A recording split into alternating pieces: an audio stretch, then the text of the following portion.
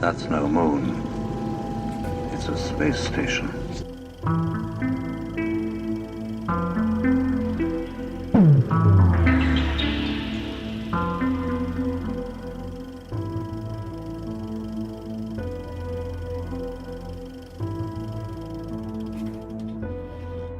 Hey guys, welcome back to the show. Just a reminder, tickets are on sale for our conference, Rebels of Disclosure 2024, May 13th through the 16th in Grafton, Illinois at the Pierre Marquette Lodge. Once again, the early bird sale just ended, and we're really excited to see you guys out there. But if all the information for the event is at rebelsofdisclosure.com, and the live stream tickets are available this year, and all the in-person passes come with a live stream ticket. So that's really cool.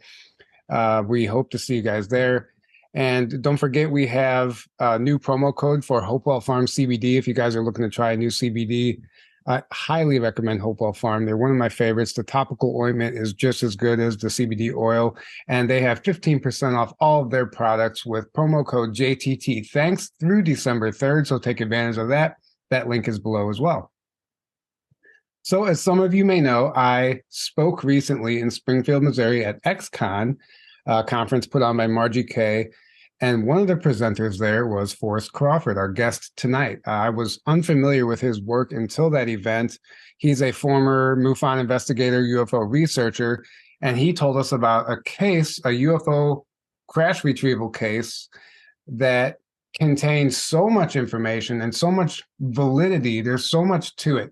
You know, we always hear these stories that are told when we interview a lot of people, but there's so much tangible evidence to grab onto with this case. And the thorough investigation that you guys did, I thought was absolutely profound. And it's one of the wildest stories I've heard. And I can't believe that I hadn't heard it before. So what we're going to do tonight is we're going to turn this over to Forrest and give him a chance basically to re-give the presentation to our audience. And we're going to ask questions along the way. But it's such an intriguing story, and it has to be told in its entirety to really appreciate what's going on here and the bigger picture of how the government and maybe some of these shadow groups will step in and kind of manipulate disclosure and the information that they want coming out, which is really interesting. So welcome to the show, Forrest. Well, thank you for having me. I'm glad to be here. Yeah, absolutely. Your presentation blew my mind, and I reached out to Margie right after the event. I was like, can you please give me his contact? I want to interview him and talk more about this, because it's so frustrating to be in the audience and not being able to ask questions. I'm an interviewer, so I like to ask questions along the way, and I'm really grateful to have that opportunity. So I guess maybe just to give our audience a background on how this case came to you and how that whole thing started and what your involvement was. Okay. Back in the 90s, man, that seems so long ago now. Right. Back in the 90s. Back in the 90s. Yeah. I was very involved in UFO investigation. I was a MUFON state director for most of the 90s and into the 2000s, and did a lot of Missouri, investigative correct? For Illinois. Oh, Illinois. Okay, yeah, nice. So I lived in Illinois, right by St. Louis. Okay. And so I live in St. Louis now, but I lived in the greater St. Louis area my whole life, basically, except for a horrible stint in upstate New York for 5.5 years. But that has nothing to do with this story. Right. Yeah. So anyway, I was real involved in investigating, and how we came to be exposed to this case, if you will, or get involved with it, actually had to do with Stanton Friedman. Stanton Friedman was in Florida at a conference, or giving a speech, either at a conference or like a local group meeting, whatever. So, and of course, he was talking about crash retrieval stuff. Somebody approached him afterwards at his table and says, "Hey, I live in a town where one of my neighbors claimed to have been involved in crash retrieval when he was in the military." And so Stanton, obviously wanted some more information. And the guy basically told him the name of the town and the guy's first name. And that's all Stanton Friedman got from this guy. So Stanton called Bruce Whitteman, who was the state director of Missouri at the time, God rest his soul, And Bruce called myself and two other investigators from the area that work on things like this, and told us what the information he'd gotten from Stanton. And Bruce and one of the other investigators went to the small town in Missouri, and it's north of St. Louis, about an hour to an hour and a half drive, kind of out in the middle of nowhere, very, very rural surroundings. And they went to the town, and there's like one gas station in the middle of town. And they went there thinking, how are we going to find this guy? All we've got is a first name. And so they went into Convenience Mart, figuring that in a small town, everybody knows everybody, right? So they approached the clerk behind the counter, and they were talking to him. And they were basically kind of getting nowhere. And this other person that just happened to be in the store. Now, I want you to think, as I go through this story, how serendipitous or synchronistic or weird even that is. There was one other person in the store at a random time when they showed up.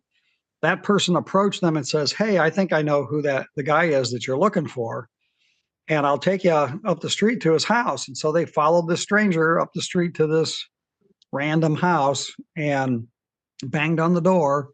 This guy comes to the door, and they tell him the story. And he goes, well, I'm not the guy you're looking for, but I might be able to help you find him. And so he came out of the house and sat down and was talking to them and basically kind of interrogating them. And after 15 or 20 minutes, he admitted, I'm the guy you're looking for. Actually, he says, I'm just didn't, really want anybody to know, who I was. Right. And so that's how we found him. So then Bruce called myself and the other investigator up that was involved in the case and said, you need to come up here and meet this guy. So we all went up there. We met the guy. We met, and his Oscar's is his first name, right? So we went up there and met Oscar. We met Oscar's mom, got to see where he lived, and basically, established a sort of a relationship. We told him we want to come up and investigate what he experienced. And he was like, okay, but I don't want anybody to know who I am, really. I don't want anybody to know where I'm at. And you can't bring anybody else up here except the four of us without his prior permission. He was really, really guarded about his identity and his location. He said he didn't want any weird stuff happening to his family, Understand. So we're like, okay, we agreed, no problem. And so that started a 7-year-long investigation of this case. And myself went up there a lot of times. More than one of us group of four would go up there. And then over time, he also allowed us to bring a few other people into the circle, so to speak. But most of the time, at least two of us would go up there at a time. I never went up there by myself. Let me put it that way. And then, so over 7 years, 3 to 4 times a year, I would go up there and visit him. He didn't have a phone. His mother didn't have a phone. And when we ask him about it, he says, I basically have never had a phone. And so we're like, well, how can we get in touch with you? And he goes, just show up. And so it literally was like, and at the time I lived in Collinsville, Illinois. So to drive to this, it was about a 2.5 hour drive to get up there. So it wasn't something I could just pop into, it had to be like, okay, let's go see Oscar today. We had to plan ahead. And all day, yeah. And so we drive up there, and he was always there whenever we went up to see him. Okay. With one exception, and I'll tell that story in a minute. He was always there, and no matter what he was doing, he would stop and sit down and talk to us as long as we wanted to talk to him without even acting the least bit put out. His wife would come out of the house and bring us drinks if we were sitting outside when the weather was nice. And so his story is this. This is the story that he told. He was in the military. He was in a Delta Force group that was responsible for crash retrievals. And whenever you say crash retrieval in this sense, you're really meaning downed aircraft, not necessarily UFOs. Okay. It'd be like, so if a fighter jet crashes, his group would be the security force that would go out and cordon off the area so people couldn't get in while the mess was cleaned up. He was he was in a group called Turner's Rangers. That was the nickname because they were led by a Colonel Turner. I think it was a Colonel Turner. And he was stationed at the Comtre-Peck submarine base in San Diego. When was this? What years? Late 50s. Okay. So 1957, 58, somewhere in that time frame. And he said he got the call for him and his group to depart for a mission, if you will. And he said, so what they did is they went down several stories below the Comtre-Peck submarine base to shoot the tubes, is the term that he used. And what he describes as the tubes is like an underground shuttle system. They're told to take all of their jewelry off. Anything metal that they're carrying has to be taken off and put in a box before they get into this tube-shaped shuttle. And this is like 3 or 4 stories below ground under the submarine base. They get into the tubes and it would take off underground. And in this particular case, he said he left his wristwatch on because he wanted to see how long it took them to get to wherever they were going. So later he could figure out where that was because they didn't even tell him exactly where they were going. Okay.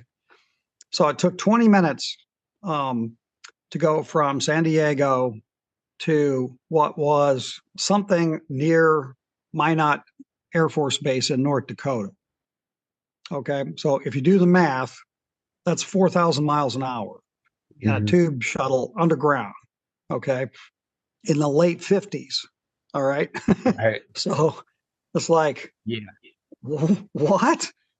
Maglev trains don't do 4,000 miles an hour. So like, there's a whole bunch about that doesn't, But, by the way, that does correlate with a few other whistleblowers that have come forward talking about the speed of these trains. Actually, Billy Woodard specifically, he was in the Air Force, worked at Area 51. He specifically said 4,000 miles per hour, and other people have said 3,000 miles per hour. But either way, that does correlate with other testimonies.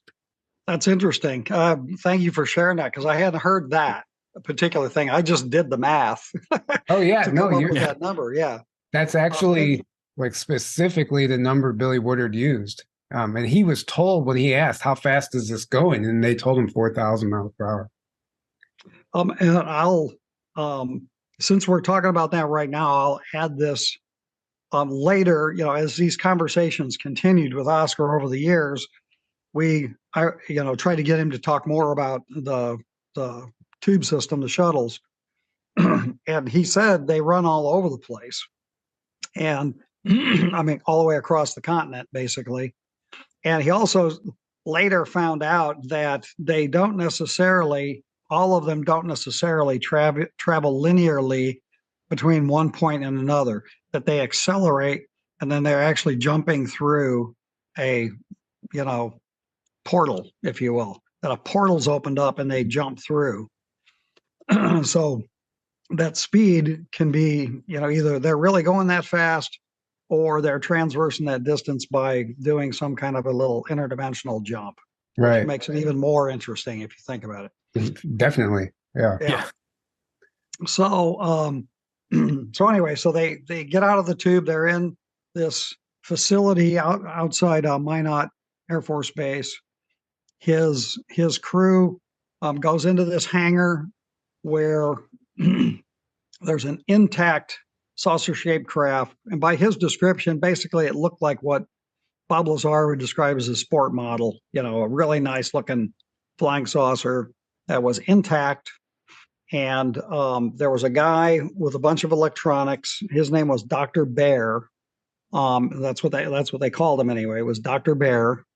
And his job was to work the physics and try and get the thing open he used ultrasonic sounds, a certain combination of ultrasonic sounds. And Oscar said the side of the ship like started to ripple like it was liquid. And then it opened like in an iris, fashion to the inside of the craft. He was the squad leader, so he was the first one in to the craft, and his team, of armed guys followed him. And when he went on the inside of the craft, he said on the inside of the craft, you could tell that the interior had buckled, was the way he put it. It was like when the thing impacted the ground or whatever, the outside stayed intact, but the inside shifted. And when it did, there was a seat, like bench-like seat on the side of the craft, where there was an alien sitting. And when the interior buckled, it pinched and pinned the leg of the alien that was on board the ship. So he immediately approached this being, which was completely human in appearance, and the being started communicating with him telepathically. And it turns out that Oscar was able to communicate with this being better than anybody else. So he got assigned to be like the liaison between the scientists and the alien.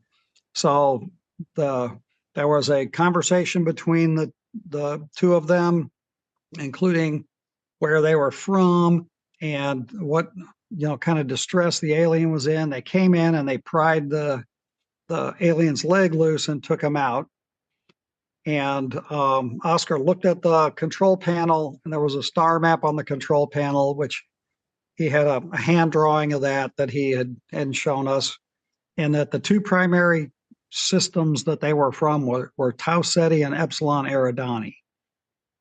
So we'll get to those two in a minute, because that turns out to be significant in the whole story as well. So they took the alien out, and the guy who was in charge of this whole project was Frank Drake, according to Oscar. And he did not like Frank Drake. He said this guy was mean and nasty. He treated the alien very, very badly, including, even though the alien, they gave the alien morphine-based, painkillers, the typical stuff, did not ease the discomfort of the being. But so even though they couldn't anesthetize the being, they still went ahead and did exploratory surgery. They would just strap the alien down and do exploratory surgery on him anyway, while the being screamed in pain. Right. Wow. So he was not real fond of Frank Drake. So what ultimately happened there, within a fairly short period of time, since Oscar was sort of, the liaison, if you will, between the being and everybody else, he was in the room with the alien most of the time. And one time they came in to get the alien, which, by the way, he nicknamed Hank, which apparently means troubled spirit. So the alien's nickname was Hank. So they came in to get Hank to take him and do some more experiments on. And Oscar had enough. And he drew a service revolver at the scientists and said, "That's it. You're not going to hurt this being anymore. Get out of here." And as you can imagine, he was removed from the project rather immediately. And he was shipped to a military hospital out east, and where he went through 3 months of very aggressive deprogramming, is what he said. When they released him, he was nowhere near the end of his military career, but they honorably discharged him and sent him home. And he was very surprised that they honorably discharged him after all of that. So what kind of deprogramming or debriefing did they do? Was there, like, I think you mentioned like electroshock, like torture and sleep deprivation and like a lot of things like that? Yeah, and chemically induced hypnosis and repeated, like you said, sleep deprivation, interrogation, all kinds of stuff. Just, yeah, it'd be more akin to torture, but they're basically trying to reprogram him into not believing what he had experienced, if you will. kind of hard to Yeah, get that out of your head. So it didn't work, obviously. Yeah, trauma-based mind control, basically. Yeah. Right. Mhm. Right. What did the alien look like? Was it like a gray type of alien, or what? No, it was a completely, yeah, I guess for lack of a better description, it looked like a Nordic, you know, it And was, okay. Yeah, I have a picture. I can share the screen real quick. yeah, if you, I do too, but it'd be Yeah, easier for you if you Okay. want to pull that up, Yeah, because I yeah. can talk about the picture too. Okay, let's do that really quick. Share screen. Yep, All right. Oh, there wow. you You see go. it? Yeah. So that's what Yeah, he kind looked of. like. Roman style haircut is what the way Oscar described it. So it was just sort of a crew cut, short blonde hair. And again, look, human in every way. You wouldn't be able to tell him apart from somebody on the street. Now, this is an actual photo, apparently, of the actual being, right? Right, right. He had was able to sequester a photograph out of the facility before they removed him. He had put it in his personal gear or whatever, and they didn't search it very thoroughly when they sent him away in haste. And so he had the picture. Um, and there's some controversy behind this picture, which I can talk about also. I don't know if you have the other pictures from the magazine article. No, this is the only Actually, one. let me talk for a minute about, so that's his basic story. So the ongoing part of that is after he was released, the race of aliens continued to stay in contact with him. And as far as I know, to this day, they certainly stayed in contact with him as long as we were going up there and investigating. And I can tell you one weird story after another, which I will. Right. uh, but they stayed in touch with him, and he also had experiences when he was a child.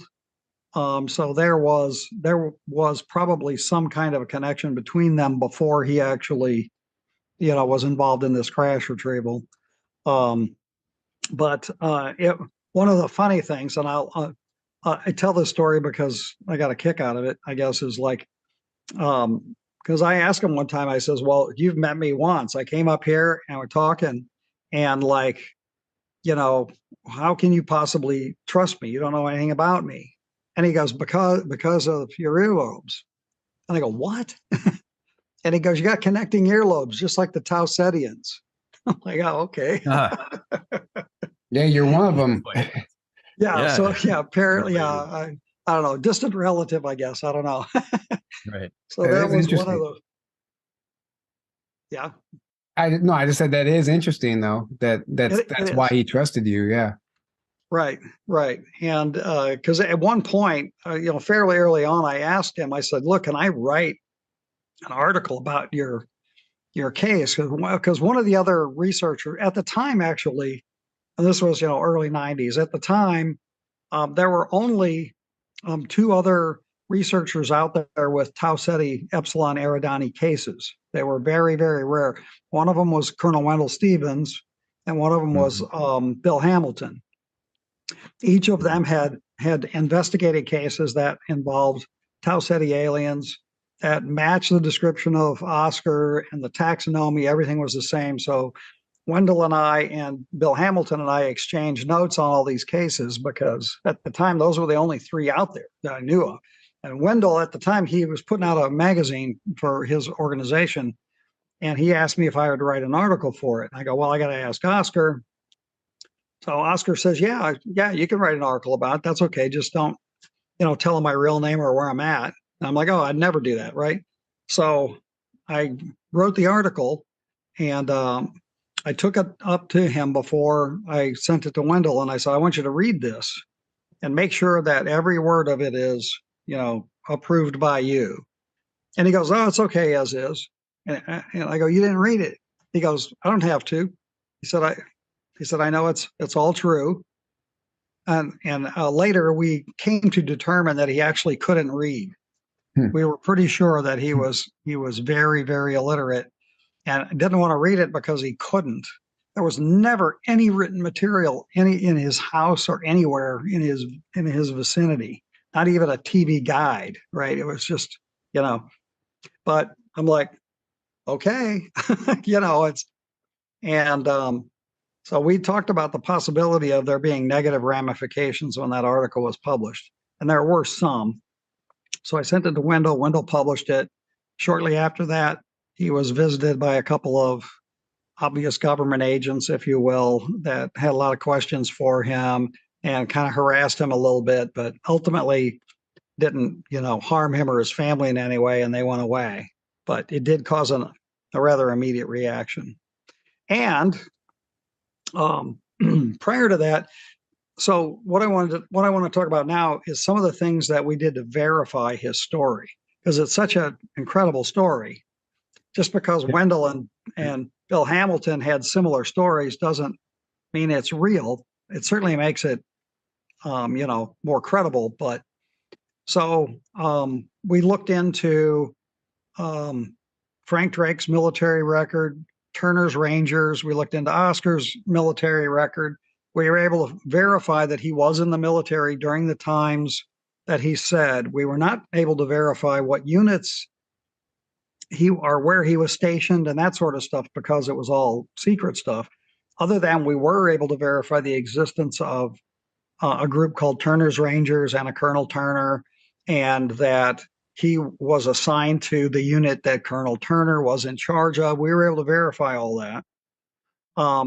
Ultimately, we were able to find one of the things he said about Professor Bear is he really liked Professor Bear, the guy who was the head scientist, if you will, on the thing. He said he had a really weird background. He had like a PhD in psychology and a PhD in physics and an engineering background, and like a really unusual mix of academic achievements, right? Right. We were actually able to find a Professor Bear, as in, like not bear as in her, but right. German spelling of bear, yeah. Who had that kind of a background, that had been stationed at like Los Alamos and a couple of other places. We were able to verify that this was in fact a real person, and he was stationed in places that would have dealt with things like this. So that was pretty interesting. Frank Drake, for a long time, denied his military career. He said, I was never in the military. Well, it turns out he was. We were able to prove that. And he was, on this particular thing, he was supposedly was a civilian contractor, but he was in charge of the whole operation, which is a little unusual. The and operation. This is the guy that Oscar didn't like, right? Frank Drake. Okay. Right.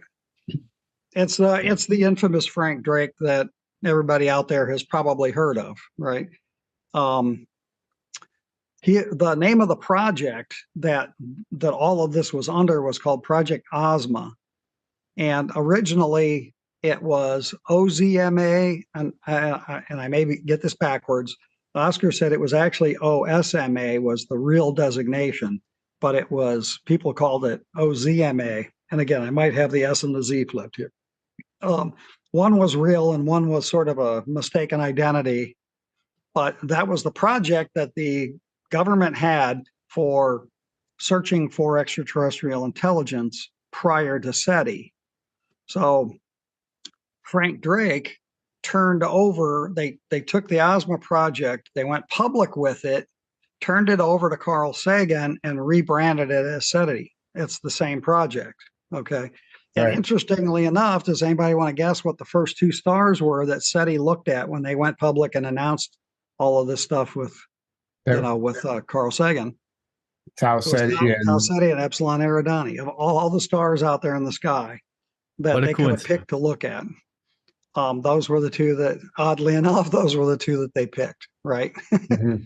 So we were able to verify those sort of nuts and bolts details behind everything, and we were also able to find which hospital he was sent to out east, and that it was in fact a military hospital that had sort of very special use, not just like, oh, you got shot in battle, we'll send you to this hospital. It was more a psych hospital. where he was debriefed. So did you also, I know you mentioned you verified the submarine base in San Yes, Diego. just recently, as a matter of fact. I mean, I don't know that it was ever a secret that was there, but the fact that there was an underground structures underneath it. The person that I verified that with was someone who had actually been stationed at that base and was unaware of the submarine operation when he was there, and that would have been in the last 15 years. Also to verify the underground structure of it. Right. So, and you also mentioned bringing photos to Oscar and having him go through and identify. oh yeah, thank you. That's where I was going with that. Yeah. Yeah. So, because again, it was one of these. He was so isolated that it wasn't one of these like you could rattle off names of popular people and he would have no idea who they were, right? So we took pictures up there one time, and one of the pictures in the stack was Frank Drake. And then there are a bunch of other pictures of other UFO researchers and TV celebrities and just, random folks, if you will. And we handed in the stack of pictures and we said, please go through these pictures. And if there's anybody in here that you recognize, tell us what you know about them. Right. And so he went through the stack. No. And when he got to Frank Drake's picture, his whole face changed. He got visibly upset. He threw the picture on the table and he goes, that's the son of a bitch that was in charge of that project. That's the guy that ordered all the surgery on Hank. And it was Frank Drake's picture. So it's like, okay, all right. Right. And I can also tell you after, I don't know if I mentioned this at the XCon thing, that after that article was published in Wendell Stevens magazine, I started getting some mysterious calls from people who were like, "Oh yeah, that Frank Drake, that son of a gun. I want to, embarrass him, and I want to hurt him. What else can you tell me?" And I was like, "That's all I know, man. I don't, just what was in the article. That's it. And after the second phone call I got like that, within a couple of weeks, I basically put out some inquiries to some folks I knew, especially in California, because both these guys were from California. And what I found out back from some of my UFO colleagues was, well, both of those people that you told us about were actually on Frank Drake's payroll, and they work for him, and they're very, very close friends of his. And I'm like, oh, that's interesting. Yeah. So they were like his minions sent to get information, see what you knew about him. Trying to see what else I knew, if there was anything, hard evidence that I had that could make, Mr. Drake look terrible, acting like they didn't know who, or they, like, hey, right. We hate him too, Yeah. Uh-huh. And so, I might look dumb, but I'm not. Right. So after his 3 months at the psych hospital, the military hospital, and he gets back home. So what happens after that? Well, for the most part, he went on with his life. But one thing that he did was he had told his father everything that was going on. And his father was like, hey, well, let's go out there and see if we can find out, what happened to Hank.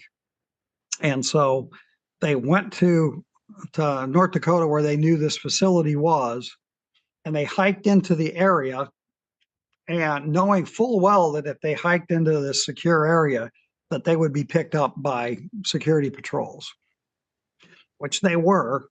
And Oscar, of course, knew the security patrols because they might even have been guys that were on his squad. I mean, they were, that was his job, was to hold security around places like this. And so they ran into security, and security knew him.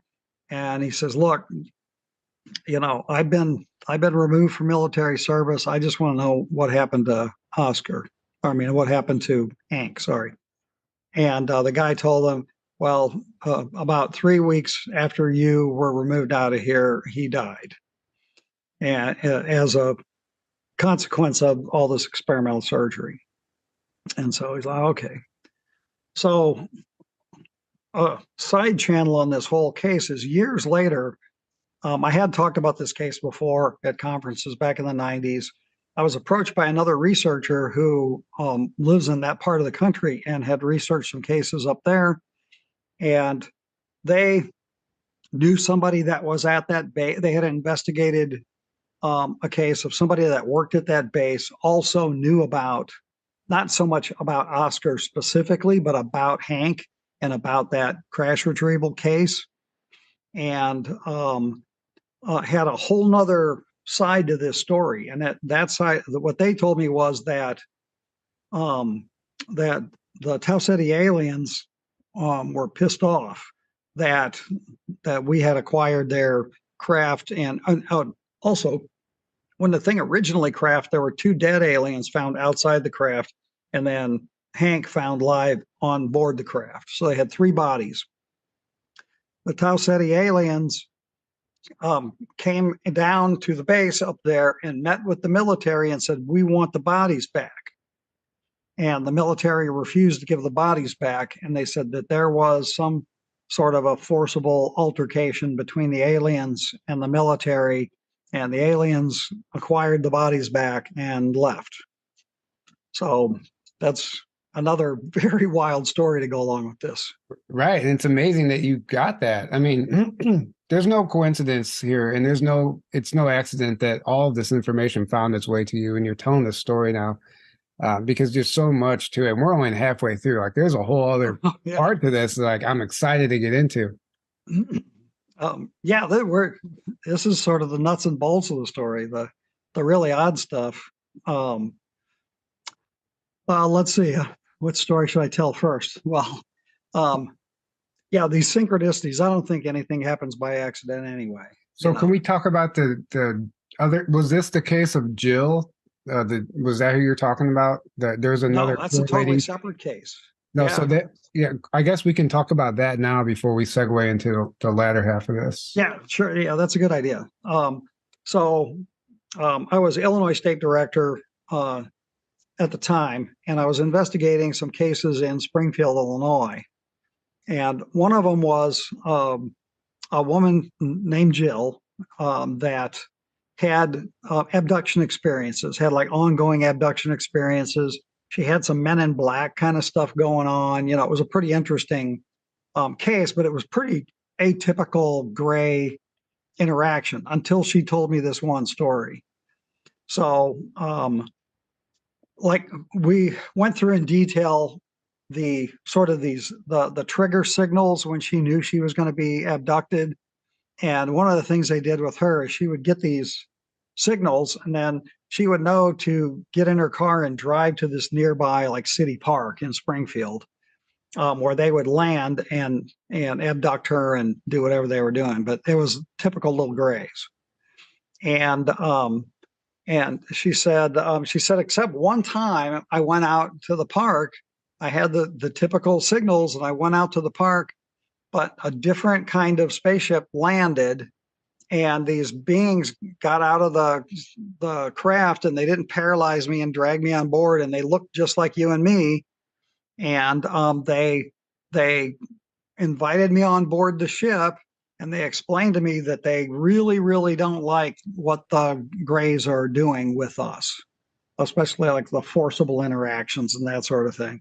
Mm-hmm. And they asked her, how did she feel about it? And she goes, I don't like it either. And they go, well, we can tell you how to sort of ward them off so they'll leave you alone. And they explained to her this meditative technique where she needed to be able to picture some figure that was really, really influential to her. It could be a religious figure. It could even be a sports figure, just somebody that she really is, holds in high regard.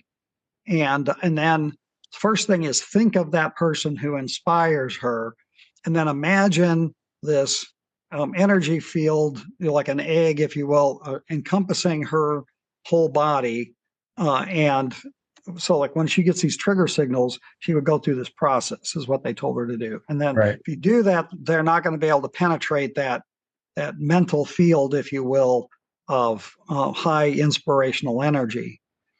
And so I said, I said, well, their craft look different. They look different. What did it look like? So she described the typical, sport model kind of craft.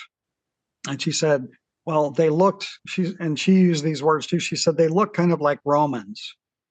And she said they had sort of like an olive colored skin. They all had these short crew cuts, and she said they looked bulkier than a normal person, like not fat, but just like really solid, linebacker kind of really, really fit, Yeah.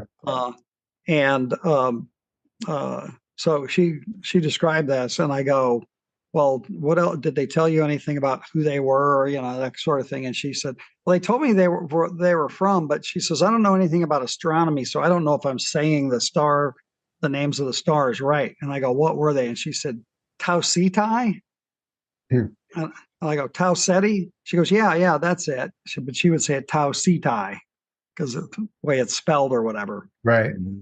So it's like, okay, well, that's interesting. It matched everything about them, matched the description of Oscar in the picture. And again, if you take and draw a straight line from Springfield, Illinois, straight across into Missouri, you're not very far. It might only be, 50 miles from Springfield to the town where Oscar lived. So they're in the neighborhood, just decided to go help this lady, which was very interesting. Right.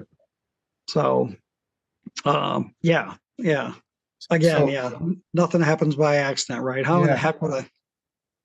So let's talk about, Oscar continued contact. He maintained contact with the Tausetians, right? And Yes. there's a whole, upon, your 7 years of visiting, you discovered that he was still in communication, and there's some really interesting stories along the way.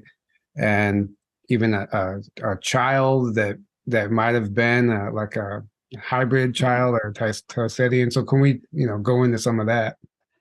Yeah. Because that's a pretty, there's one claim like, I was in the military, I was involved in a crash retrieval. That's all still very nuts and bolts. But to have somebody go, the aliens are still in contact with me, regularly, that's like, okay, well, I want to see some proof of that for sure, right? Right. Well, I can tell you after going out there for 7 years, I have absolutely no doubt that this man was telling the truth. Not only just because of everything else about him, but every single time we would go out there, something weird would happen. We would see things. We would have weird synchronicities happen. And we would, cite UFOs for that matter. So let's see. And there's a bunch of these stories. So I'm trying to remember the ones that I told at the conference. You told one you were there with another person, and you guys both saw something, but when you compared notes, you saw something different. I think. Yes. So you can tell that. Yeah, I'll tell you that one. Yeah, it was went out there, was meeting with him. It had gotten, we were sitting out, a lot of times we sat outside. His house was really not a pleasant place to go in. It was not well kept. You did not want to use the bathroom. Okay. This was very, very poor rural living, So most of the time we would sit outside if we could, unless it was just freezing cold. And so myself and one of the other researchers, we were sitting out the back of his house, and his backyard basically was kind of a junkyard. I mean, his backyard like went away from the house for several acres, and it was like wooded, but there were lots of old rusty cars. And then there was a tree line in the back of his property. And so we were sitting facing him. He had his back to his backyard. And so we're looking at him and we're talking to him. And there was a lot of conversations that were had over the years where he would be asking us questions and kind of testing our response to different ideas or different possible experiences. And this was one of those kind of things, one of those kind of conversations. And from the tree line in the distance, it had to have been at least a mile away, maybe a little bit more. this bluish white light, just very iridescent blue white light came up from behind the trees in the distance and just stopped in the sky. And this object was, 5 or more times as bright as Venus on a good night. It was a very, very bright, like significantly brighter than anything else in the sky. The only thing that could have competed with it if it was up would have been a full moon. I mean, it was just really, really bright. And it just stopped in the sky. And, it's like, oh, what, is that one of them? And, I said to Oscar, and he looks and he goes, yeah, that's them.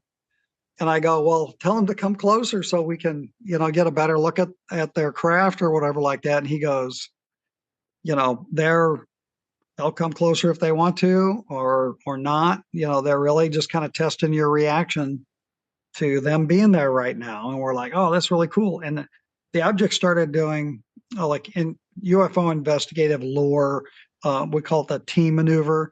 This is something that was been very commonly reported over the years, where the object goes back and forth like this across the sky, then it goes down, then it comes back up, and it goes back and forth like this.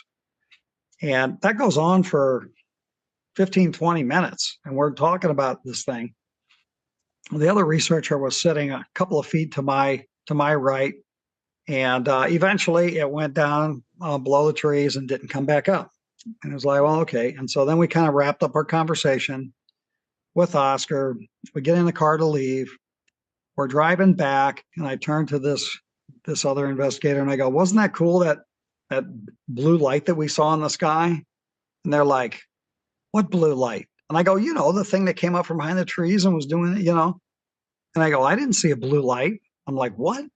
And they go, no, it was a very large, very distinct disc-shaped metallic craft. And yeah, it was glowing, but it was a flying saucer classic, And so I'm sitting 2 or 3 feet to the left of this person, and all I saw was an iridescent blue light. So I felt a little cheated. Okay, I got the earlobes. Why didn't they let me see the saucer? But by Oscar's rendition, that's basically, it's like they're going to let you see what they think you can handle, so to speak. Mm-hmm. And so, I've heard that more than once from some very experienced investigators as well, and so including seeing them at all. Because a lot of times there'll be cases where multiple people are in the same area, only one or only certain of the people will actually see the craft. Yeah. Right. There, and that's one of those data points we can extrapolate from this story, is they have the ability to manipulate our perception. Absolutely. However they want. And at the same time, they're able to measure our reaction to that perception and then alter it accordingly. Right. Right. Mm-hmm. Well, I've heard very similar stories from Bigfoot researchers. And I had a conversation with Dr. Harley Rutledge back in the day. If you recall, Dr. Rutledge was very involved in the Piedmont UFO stuff. And I had some sightings when I was a teenager and was camping in Missouri, where it became obvious to me that, and the way I put it to him was, they knew we were looking at them. And this is a physics professor says, I'll give you one better. You're not going to see them unless they want you to. That was based on his experience spending many, many hours down at Piedmont watching UFOs. Exactly. Yeah. Yep. So when you were talking to Oscar, I mean, did he explain to you what his interactions were like with these beings after he's been back home, and how he would interact with them? What was that like? Was he leaving and going on their craft and coming back? Like, can you extrapolate on that? Yeah, I did not get the impression ever that he was going on the craft very often. If he did, it was rare. I do know of one occasion where what he said led us to believe that he was on the craft and came back. And most of the time it was just, telepathic communication, if you will, maybe out of body stuff. But I'll tell the dowsing story in a minute about where he would go to be in touch with him. But one of the times we went up to see him, and this was a really, really interesting experience too, was myself, Bruce Whitteman, and this woman named Debbie, which is the primary subject of the dowsing story that I'll tell in a minute. Actually, maybe I should tell that one first because she's not in the picture until after that. All right, so let me rewind. I'm sorry. Okay, no problem. Try and keep it a little chronological. So Oscar, and actually this is perfect lead in to him communicating, because he told us how he had come to live in this house, which is also a really weird story. He said him and his wife and his kid. He had a son, I know. They were living in another house nearby. These people came to his house and they said, "Hey, we live in this house over here and we want to give it to you."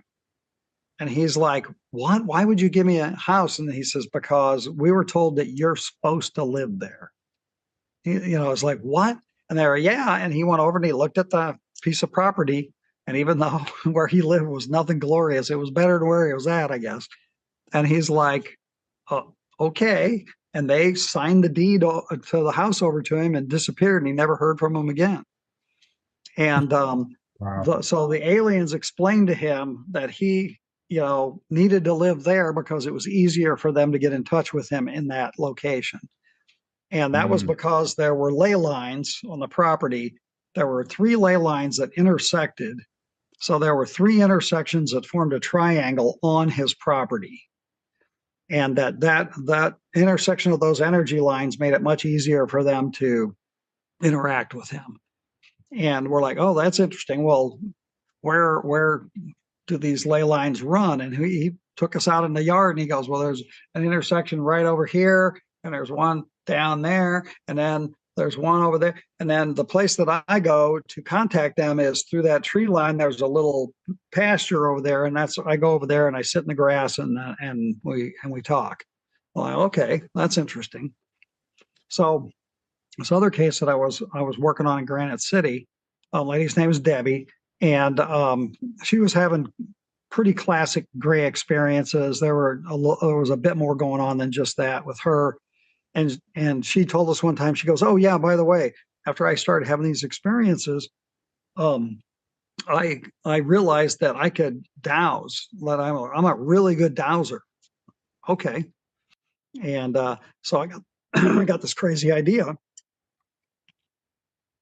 I know where there's 3 intersecting ley lines, and I've got somebody who's claiming to be a really good dowser. Let's put them together, right? Right. So without asking Oscar's permission ahead of time, I took Debbie up there one day, and it was the only time that I had gone, like during the week and in the middle of the day. Usually we go, on a Saturday afternoon or something. And I just showed up at his house, knocked on the door. His wife came to the door, and I explained, let me premise this. Debbie knew absolutely nothing about the Oscar case. She knew nothing about Oscar. She had no idea. I said, "Bring your dowel rods. We're going to go have some fun." And I did not tell her where we were going or what we were up to when we got there. So his wife came and I said, "This is somebody I wanted to introduce to Oscar. Is he here?" And she's like, "No, he's at work, And I go, "Debbie is a dowser. Do you mind if we walk around the property?" And she was like, "No, go ahead. Whatever you want to do." And she turned us loose. And so I just told Debbie, I just said, "Douse." She says, "What am I looking for?" And I go, "You tell me what you find." I mean, I was keeping it as abstract as I could get, right? And so she gets her rods out and she goes, "Oh, there's a ley line here. Oh, there's an intersection." She nailed all 3 of the ley lines and the 3 intersections without problem at all. And then we started cutting across the property to go to the back ley line, and she walked out in through the trees into this sort of pasture or glade area. And again, remember, she knew nothing about Oscar or what we were doing there. She walked in the middle of this field and she lowered her dowsing rods to her side and she goes, my God, this is where he comes to talk to the aliens, isn't it? It's like, what did you say? Yeah. Yeah. And she says, I'm standing right here. She says, there's this open portal and just information just coming down right here. And it was in the exact spot where he said he went out there to contact the aliens. Well, that's confirmation right there. Right. That's amazing. Oh, yeah. A double confirmation. Yes, she's a good dowser. And yeah. So next time we went up, we took Debbie with us so she could meet Oscar and vice versa. And so we went up. It was nighttime. It was Bruce and I and Debbie. We went up there and we pull into his house, and the house is dark. I mean, like dark. There's no porch light on.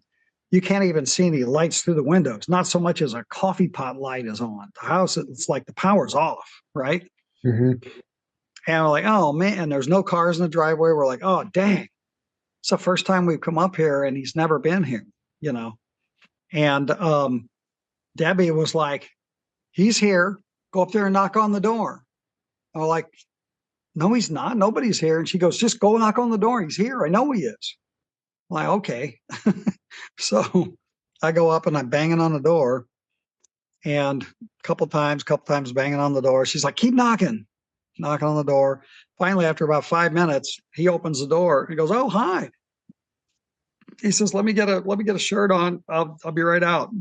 And so he throws on a flannel shirt and he comes out. And in the meantime, while I was knocking on the door, Bruce and Debbie are sitting in the car on the driveway right up by the house there.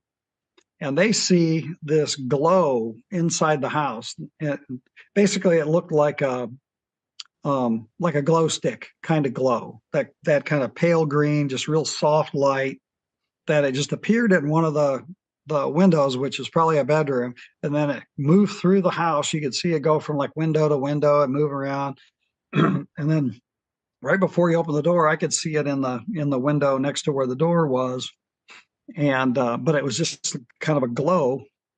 And he opens the door, and so he comes out and he sits down. And so now we're questioning him about, well, it didn't seem like you were home. And he goes, well, I wasn't.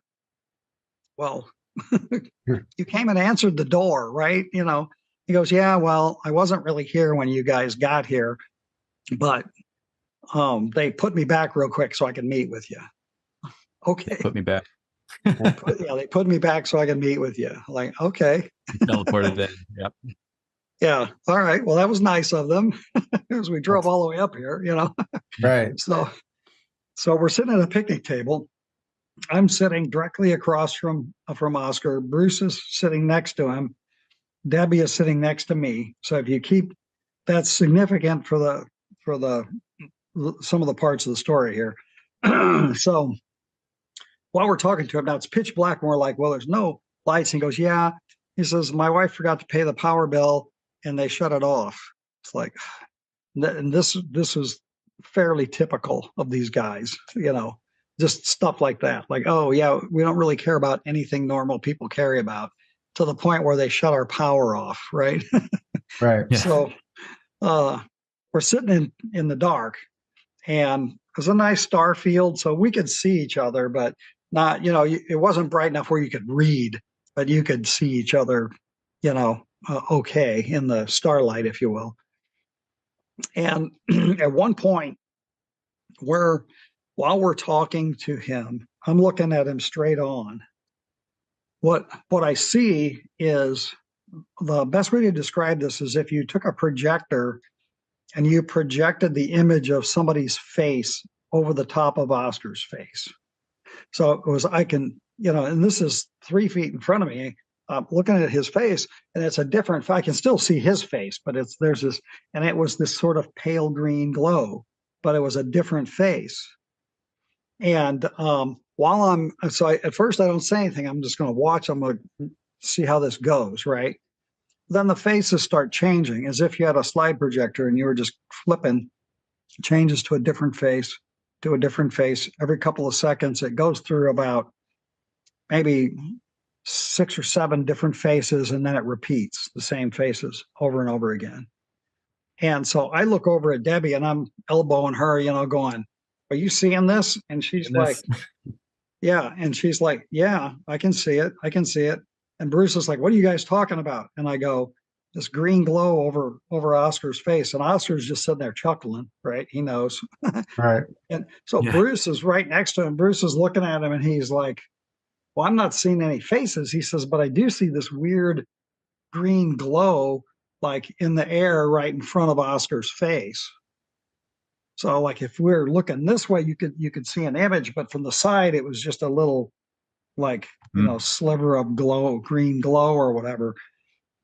And so we're like, what's going on? And Oscar says, well, that's the crew members on board the ship that I was on.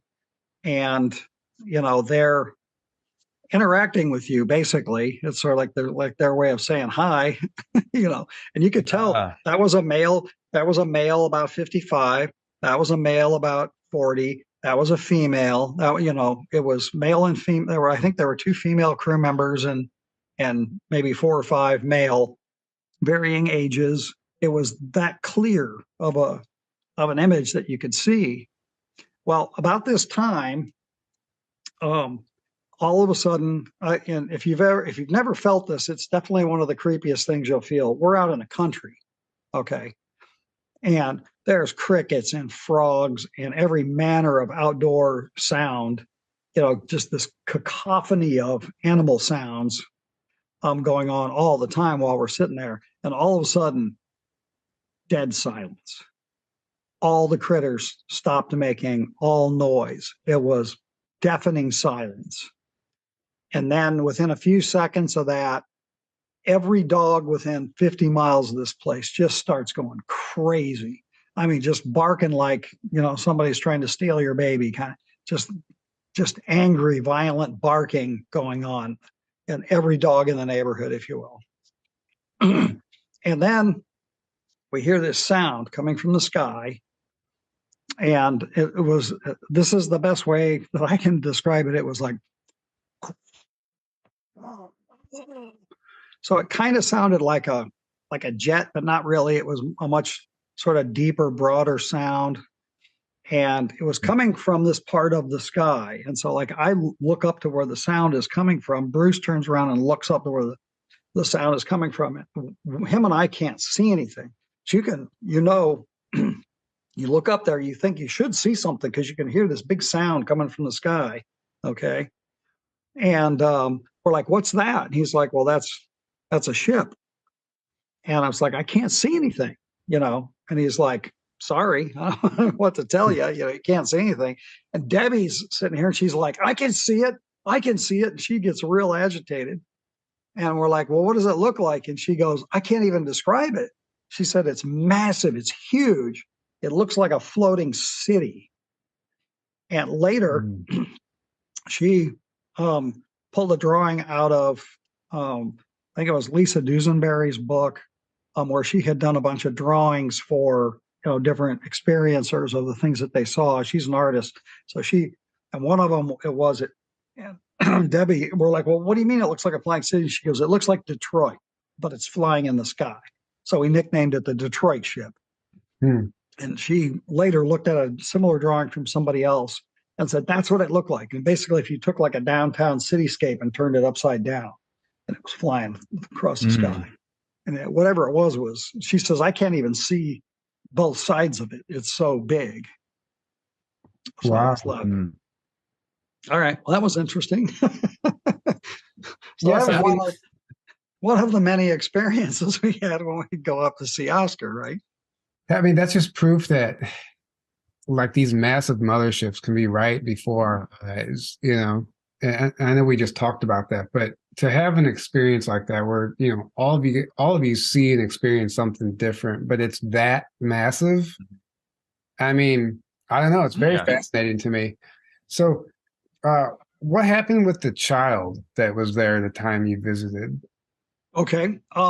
Yeah, that was interesting. That was during the day, summertime. We go up there. We're sitting outside again, right out there in the yard, and this kid, very fair child, blonde hair, blue eyes, kind of a And I want to say the kid was maybe, 4 or 5, somewhere in that age bracket, 3, 4, 5, somewhere in there. Boy, comes sort of out of the house and was playing around. Comes over and jumps in Oscar's lap and starts talking to Oscar in a language that I have never heard. I don't claim to be a linguistics expert of any kind, but we've all heard dozens of different languages. It sounded like nothing I've ever heard before. But and you can think, well, it was just a kid. He was just making up some words, It wasn't that, because he was forming sentences and talking to Oscar, and Oscar started answering the kid back in whatever this language was. And the kid would get up and play for a little bit and come back and sit down in his lap again and listen to us and then ask some questions or talk, And we ask him, like, this is not your kid, right? You babysitting? And he goes, well, kinda. He said, they asked me to foster this child for a while and teach him some earth ways, if you will. And I go, are you saying that this is an alien kid? And he's like, yeah, that's what I'm saying. And we're like, okay, that's pretty weird. I mean, and then we came back later that same summer. So it was, maybe a month or two, we came back and the kid wasn't there anymore. And we're like, hey, what happened to the kid? They came back and got him. Just nonchalantly? Just matter of fact, like, yeah, that's one of the things I do. I mean, matter of fact. Imagine if you're living a lifestyle like that and you're going up on these craft and you're communicating with another race, and like, who knows what the visuals were like, who knows what he was seeing. But I mean, no wonder you wouldn't want to clean your house. Like I'd be like, screw that. Right. Who cares about this? Right. Yeah, it certainly would shift your priorities, wouldn't it? Yeah. So yeah, I guess his immune system is not worried about getting sick. Yeah. So this leads into the whole story where he got hurt at work, and this is kind of where I want to end on that whole story, because I think it's actually the most significant part of the story, and it kind of shows what's actually going on in the field of ufology and disclosure and how it can be infiltrated. Yeah. So he had a regular day job. I mean, I think the whole time that we knew him, he worked at like a tractor, either assembly or repair business, up in that area. And he was at work one day. He was on a ladder. He fell off the ladder. By his recollection or whatever, he only fell from a couple of steps. It wasn't like, a 12-foot ladder, and minor injuries kind of a thing. But since he was older and he, complained that his hips hurt or whatever, they said, well, just lay there. We're going to get an ambulance. He's like, I'm fine. They called an ambulance anyway. They came out and they got him, and they took him. They didn't take him to a nearby hospital. They took him all the way into St. Louis, to this specific hospital in St. Louis. And the way we found out about this accident was his wife called us. They actually did have a phone installed for about 3 months, and then they didn't pay that bill and they shut that off too. But she called us and she was frantic that they've taken Oscar, and I can't get in to see him. And it's like, what? And so we actually met with her and tried to go and find out what was going on with him. They had taken him to this hospital. The first odd thing was minor injuries, right? For falling off of a ladder. They would not allow any visitors, including his immediate family, to see him or talk to him for over a month. They kept him in isolation in this hospital. And until he got out, we had no idea what was going on. But she was freaking out to no end. Of course. Finally, after a month, they release him. And he says, he says, they weren't real concerned about my hip once they got me in there. He says they did all kinds of crazy stuff to him, which included giving him all kinds of different drugs and interrogating him and all kinds of stuff like that. And he says, I know they scrambled my brain, was one of the things he said. And we're like, oh, we hope not. But he goes, I know they scrambled my brain. And he was trying to act normal, but there was definitely something different about him. Interestingly enough, one of the original 4 investigators used to date a girl who was a nurse at that hospital. And he contacted her, and she pulled the file and made copies of some of Oscar's files and gave them to us. And it included this giant list of psychoactive drugs that they gave him, including lithium and other stuff, sodium pentothal, whatever, just the stuff that you would never give anybody because they bruised their hip, right? Right. A bunch of these psychoactive compounds. And then that investigator also was able to find out through his contact inside that hospital is frequently used by the government and by the military for, special psychological treatments and stuff like that. That wasn't something that the general population knew about that particular hospital. So that was disturbing. Can you share which hospital it was, or? I don't have my notes in front of me. Okay. I can. Both from St. Louis. Yeah, but it's in here in St. Louis. It's not one of the big ones that you would be able to, think of. It's not like Barnes or anything. Yeah. Yeah. No. Yeah. It's not like St. Luke's or Barnes. Yeah. No. It's St. Luke's. Yeah. Like I say, I've got some of the copies of that stuff in my file. I just don't have it in front of me, so I'll let you guys know. Okay. What that is after the fact. Okay.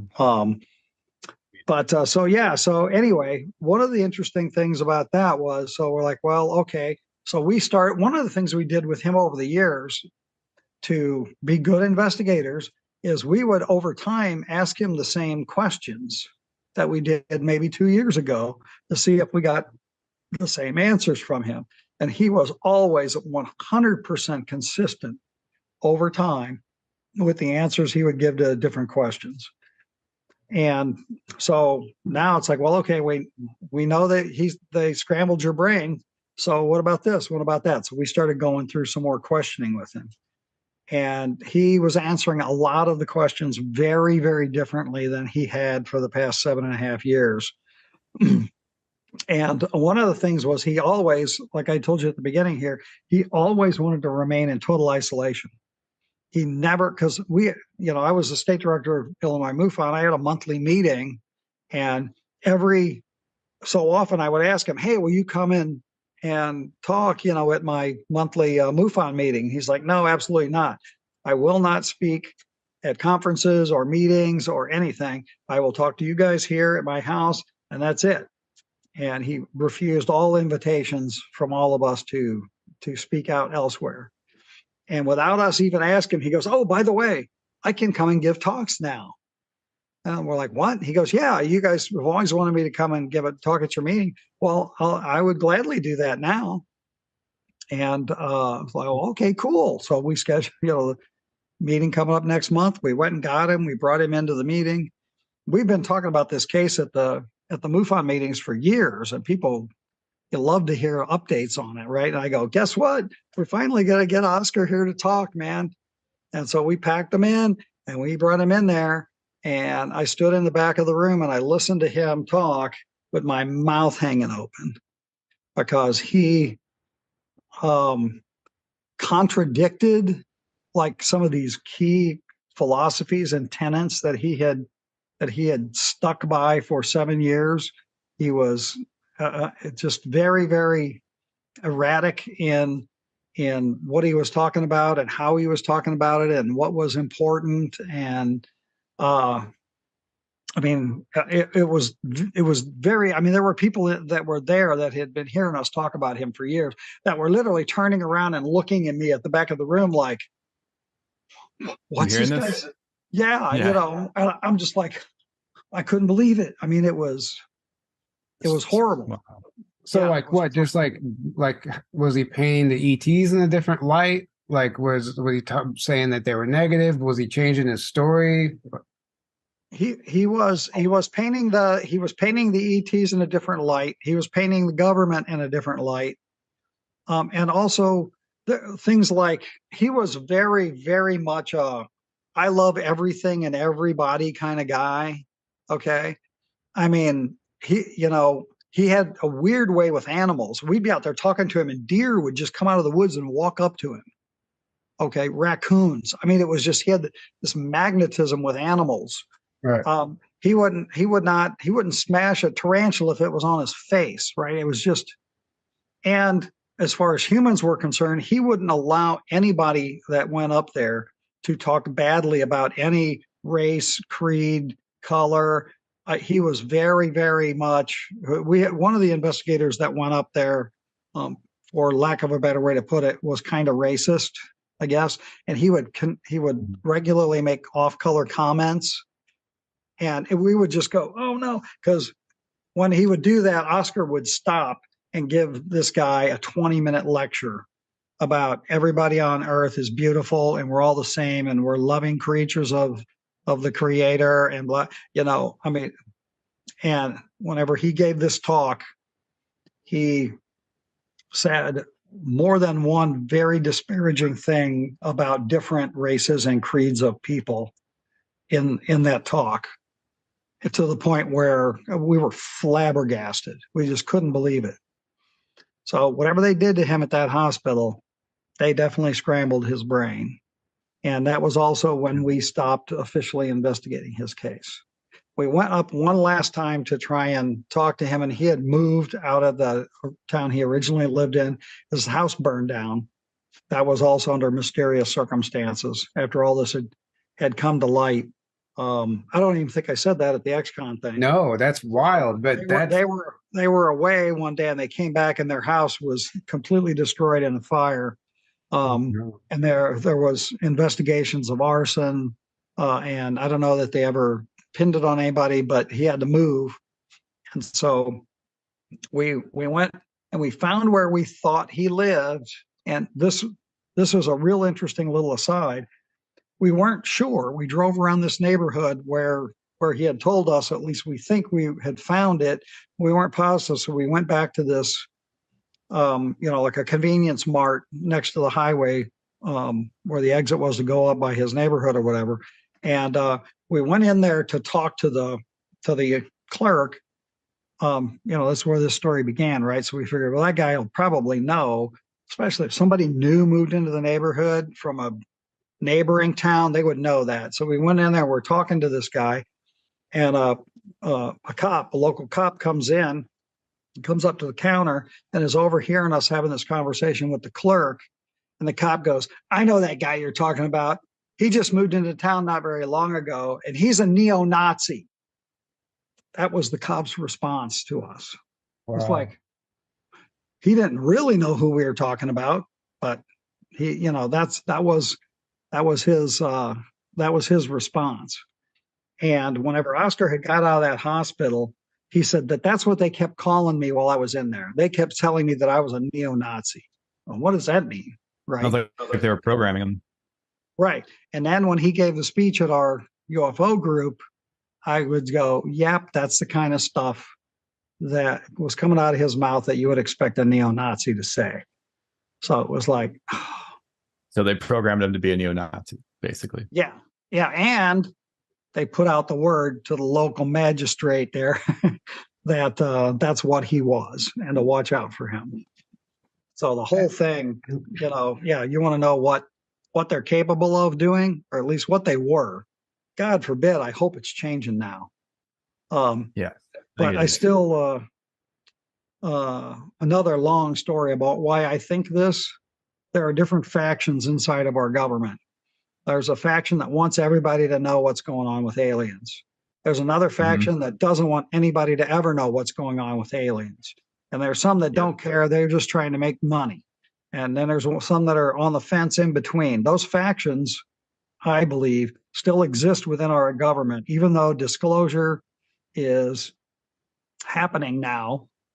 There's still going to be opposing forces within our own government to all the whistleblowing and all of the efforts of people like, Lou Elizondo and Sean Cahill and these guys, Grush, there's going to be people that are going to try and stop that, while I hope that the effort to get it out is bigger, that the people that want it out are more powerful than the ones that don't.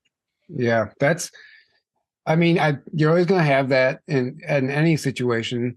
But man, what a shame. Like you almost wonder if somehow they even manipulated the fall so they could take him to the hospital, and those circumstances, like it's illegal essentially, what they did. And for him to come back a different person, and then the house gets burned down, he's forced to move. I mean, what a way to silence such a beautiful case, such a beautiful person. And it's a shame. It's a shame that that's what happened, because, we see people in this field. We've been interviewing people for 5 years, and we see a shift in people sometimes, and people will change their story. And like, wait, that's not the same guy that we heard at the beginning when he started coming out.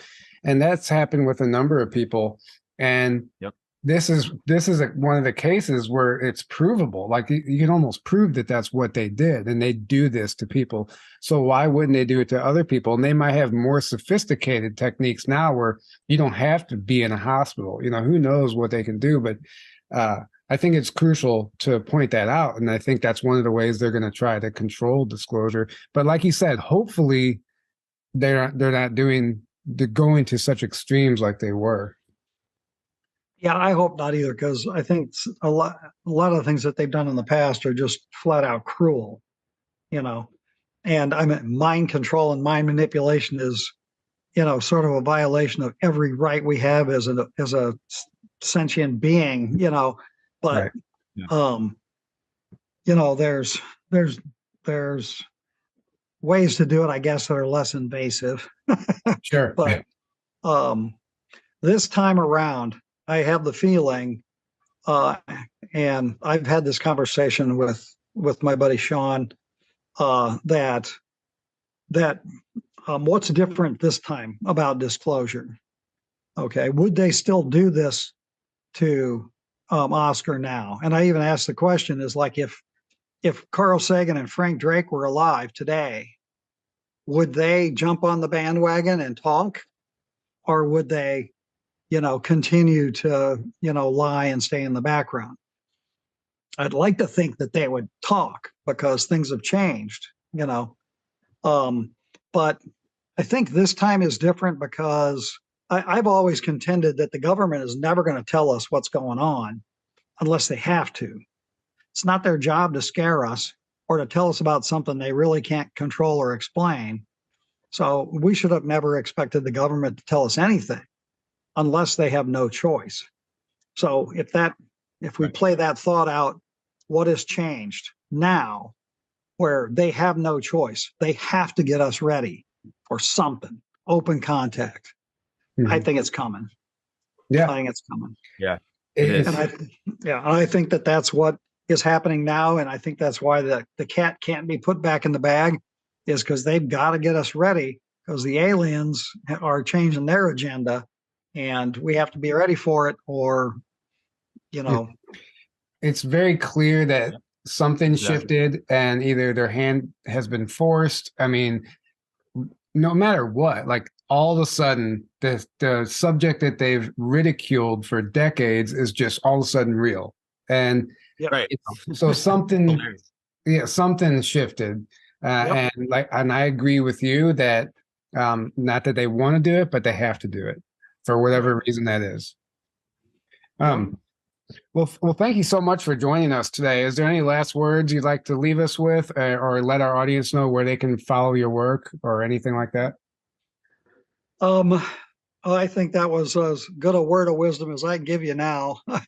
And I don't have a website or anything like it right now. I've been, I did a lot of, presenting and some writing and stuff back in the 90s, and then have kind of got away from it. And I've got 12-year-old twins right now. So if you want to know what I'm doing, they're in the other room being quiet because I told them to. They're wonderful about their crazy UFO dad.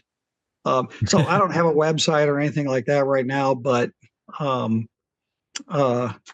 know, I mean, I can give out my email address if. Well, you don't have to do that. I was just curious. Oh, really quick. This is something I wanted to ask you.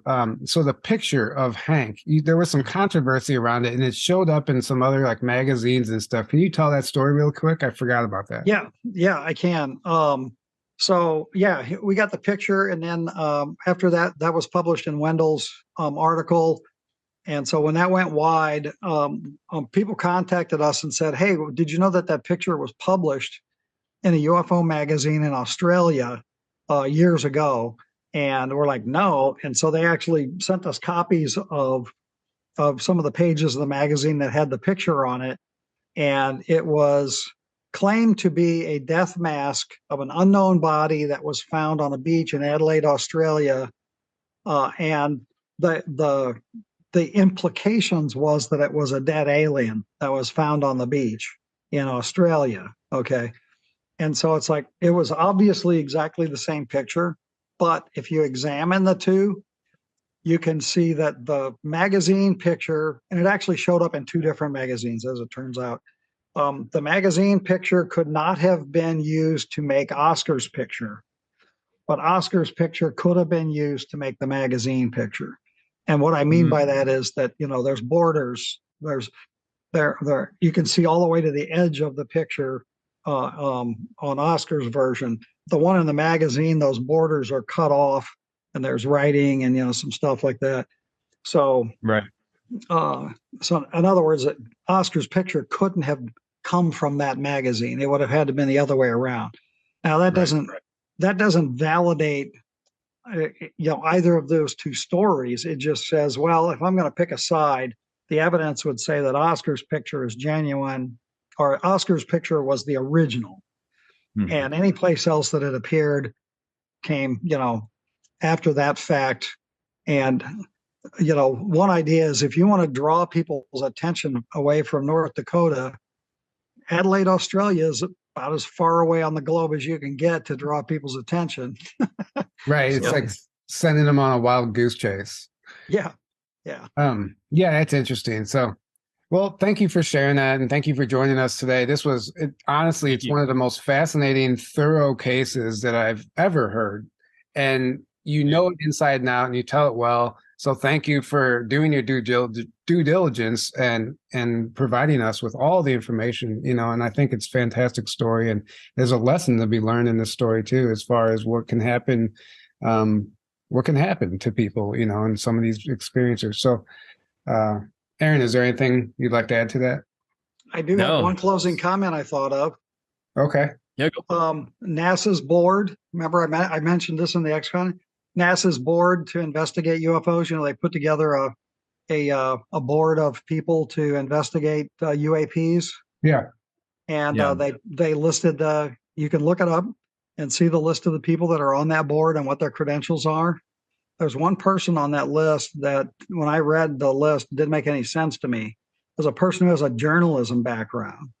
So it's like, well, okay, unless that person's going to write some public statements or whatever like that. Everybody else on there is like a data scientist or a physicist or something like that. The one person on there that doesn't really have, in my opinion, credentials to be on a austere council like that for NASA is Natalie Drake. Yes, Frank Drake's daughter is on the NASA team. Isn't that interesting? Of course. I mean, I'm not surprised. I'm not surprised at all. So it's like, and you almost wonder what her actual role is on that board. I mean, we can only speculate, right? But she has inside knowledge. She doesn't just randomly make her way into that situation. So very interesting. Yeah, that was a great final note. Yeah. So thank you guys for having me, and I enjoyed meeting you. And Yeah, absolutely. And thank you guys all for tuning in tonight. We love you all. And until next time, have a great evening. Good night.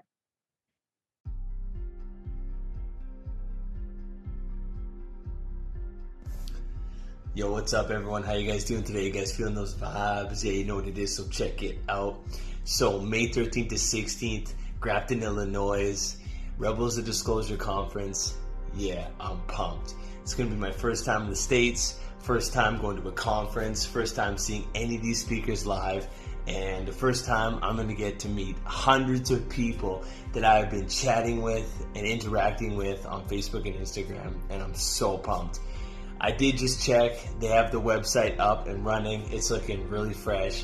It has all the information on tickets, meal plans, the schedule, when the speakers are going to be speaking, information on all the speakers, frequently asked questions, and where you can camp or your lodgings for the weekend, as well information on where the event's going to be at, and it looks dope. I do believe that this is going to be the best year yet. I may be biased because I'm going this year, but that's just what I'm vibing. But yeah, if you haven't checked out the website, go check it out. It's looking really good. I'm super excited, man. I've been following Tyler and Aaron for a long time. I really love their podcast and all the people they bring on, and the lineup this year looks so sick. So, and if you're going, I'm super excited to meet you. I'm going to give you a big hug, a big starseed squeeze, you know what I'm saying? Yeah. Anyway, you guys, I hope you guys have an amazing day today. Sending you guys lots of love, and man, I can't wait for this conference. Big ups, Aaron and Tyler, and yeah, guys, have a great day. Peace.